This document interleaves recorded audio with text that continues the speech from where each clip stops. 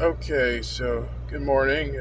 We just made our way out of Baton Rouge, and now we're in Alabama, just across the state line. So I felt compelled to do a review of the new Volvo 2024 Volvo 760 VNL. And my previous truck was a Cascadia, which I'm coming to like a lot better. I regret this new truck, and I'll tell you why. First of all the controls are totally idiotic. You have the Jake brake right above the windshield washer fluid. So you could hit they're right above each other just by a half an inch, but I'm trying to grab for the Jake brake. Why would you put both there? That makes no sense. Second of all, you have your hazard lights, a tiny little button on the left, hidden by your turn signal. So when you need your hazard lights, you're searching to look for it. Your temperature controls, very tiny temperature controls, unlike the Cascadia. So when you're driving, that's you're searching around for your temperature controls,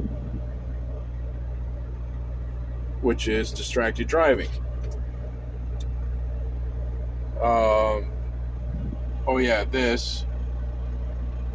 Your shifter are literally buttons right under the radio, and they're also not easy to get to. They're right under your tablet ELD.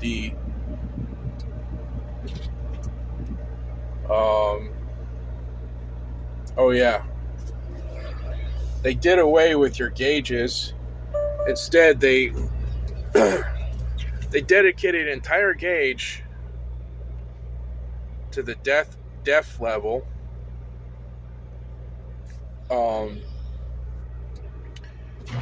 They made your primary and secondary air gauges as two separate gauges instead of combining them. There's your fuel. There's your brake pressure right there.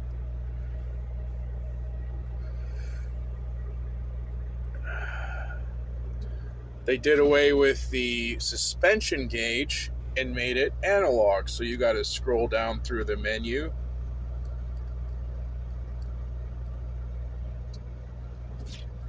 It's the very last one on the menu where you can actually see your drive axle pressure on the suspension.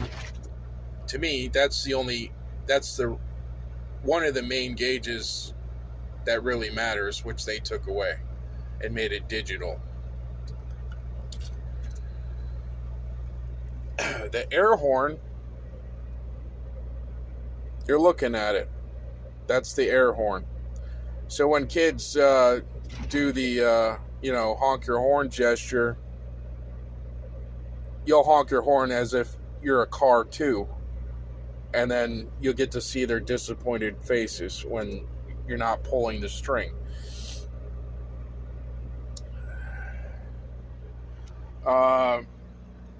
This side curtain here, if you don't button that, this thing will slide all the way up and block your right hand mirror within 5 minutes.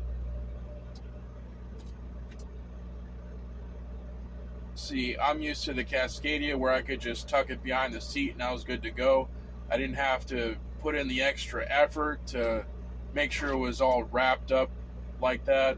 But this one, if you don't button it, you're driving blind. What else can I say? The APU, the vents are by where your feet are, not where your head is, where you breathe. So that's stupid.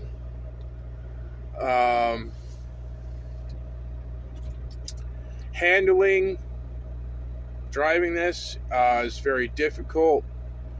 I wouldn't say it's very difficult, but it's easy to lose your lane. It's not easy to stay in the lane. You really got to put in the effort to stay in the lane. This one slight little movement on the steering wheel, it's very sensitive. The handling, and if you get any kind of wind on the road, you're looking at even tougher management of the lane, staying in your lane.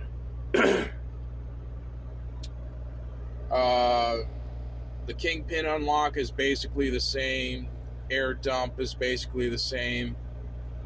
Hill assist, traction control, the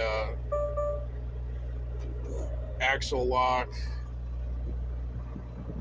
But oh yeah, it took me like 3 hours to figure out how to lock the door. This thing here, that's unlock. This is lock. Took me 3 hours to figure that out. And then under the steering wheel is, you can't really see that anyway, but it's a latch under the steering wheel to pop the hood like a car. That took me about 5 hours to figure that out before I just went on YouTube to look to see a video of how to do it. Otherwise, I wouldn't have figured it out unless I just opened the manual. But the manual is very unhelpful. Oh yeah, and then you have the camera, the driver-facing camera, which is about 1 foot into your cab. So, whereas before it was flush with the windshield. So you can't just cover it with your curtains when you're shut down. It's in here.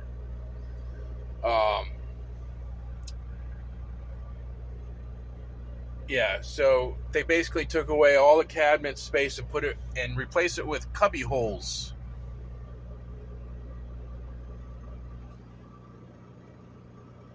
Yeah.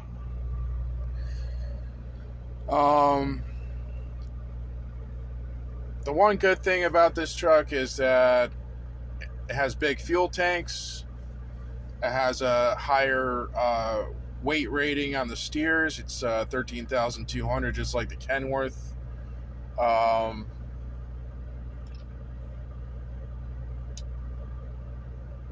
Yeah, so my theory is that they've made it more difficult for the driver to actually do his job by eliminating convenience, eliminating access to your control system, and oh yeah, the cruise control, it's basically 1990s cruise control.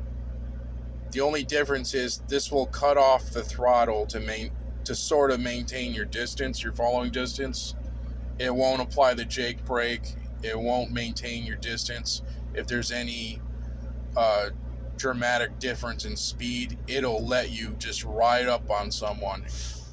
So Volvo right now is dedicated to the self-driving trucks. They're dedicated to making self-driving trucks now. They do not care about the driver.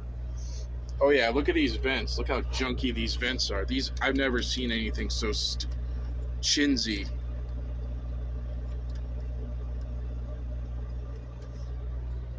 They're tiny as hell. Stupid. So yeah, Volvo is dedicated to self-driving trucks. So they need it, the whole self-driving truck agenda. They need a scapegoat, basically, to usher in this AI self-driving truck, and the scapegoat is the driver. to get rid of the human driver, and they've made it more difficult for the driver to do his job. And the way they implement things is through plausible deniability and problem reaction solution. They make the driver the problem through their plausible deniability and usher in their self-driving trucks. Now, obviously, this video is not sponsored by Volvo, because you won't see a tour like this anywhere else on the internet of a Volvo, because almost all of those videos are sponsored by Volvo, so you won't really have a detailed perspective. So, in conclusion, this truck sucks. It's a brand new truck and it sucks. I recommend the Freightliner Cascadia. It's just way more driver friendly. This is an accident waiting to happen, really. All right.